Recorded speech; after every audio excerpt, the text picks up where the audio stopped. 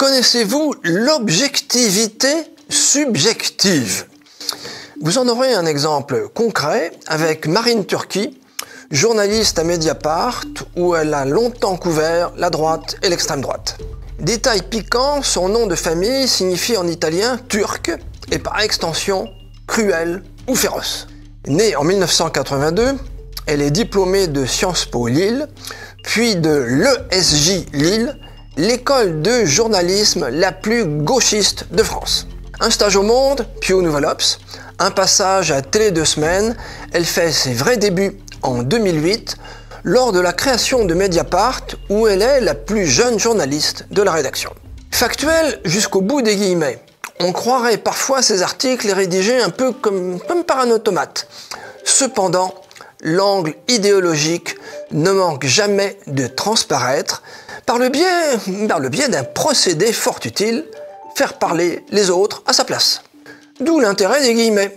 Ainsi, Marine Turki parvient toujours, ou presque toujours, à dégoter un pseudo-spécialiste ou un opposant de service pour conduire son article précisément là où elle le souhaite, c'est-à-dire de l'autre côté d'une ligne où pullulent les fascistes, nazis et autres réacs. En 2013, Marine Turki est à la tête de la chasse à l'Oberton.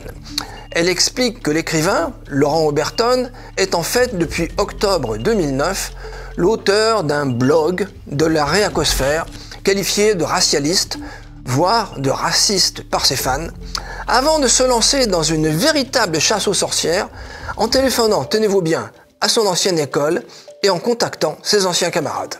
Le site Atlantico affirmera, je cite, qu'un blogueur journaliste a revendiqué auprès d'Atlantico la paternité du site incriminé par Mediapart, surnommé alors Mediatart par Oberton.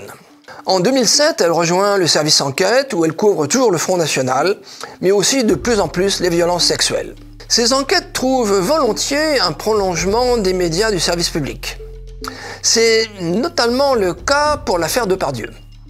Publiée en avril 2023, les conclusions de son enquête sont relativement ignorées, jusqu'à ce que l'émission de France 2, Complément d'enquête, s'en saisisse quelques mois plus tard, conférant à la polémique une dimension nationale. On a appris depuis que la vidéo sur Depardieu est un simple montage à charge, style procès de Staline.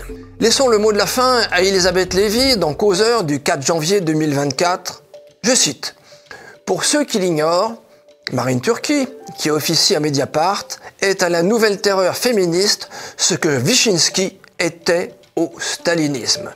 Procureur implacable. Elle est capable d'écouter des dizaines d'heures le masque et la plume pour y révéler qu'on y a dit 32 fois salope ou entendu 41, pas 42, 41 blagues sexistes.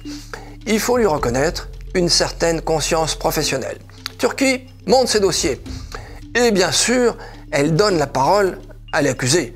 Parole qui se retrouve généralement noyée entre des témoignages accusatoires. Turki exerce sa charge avec une certaine froideur, alors qu'Ariane Chemin, qui requiert au Monde, semble plutôt animée par la passion de nuire. Mais les deux, formés à l'école Plenel, ont le même talent pour construire et imposer un récit totalement fantasmé des faits qu'elles évoquent. Fin de citation. Au total, une bonne définition de la méthode Mediapart.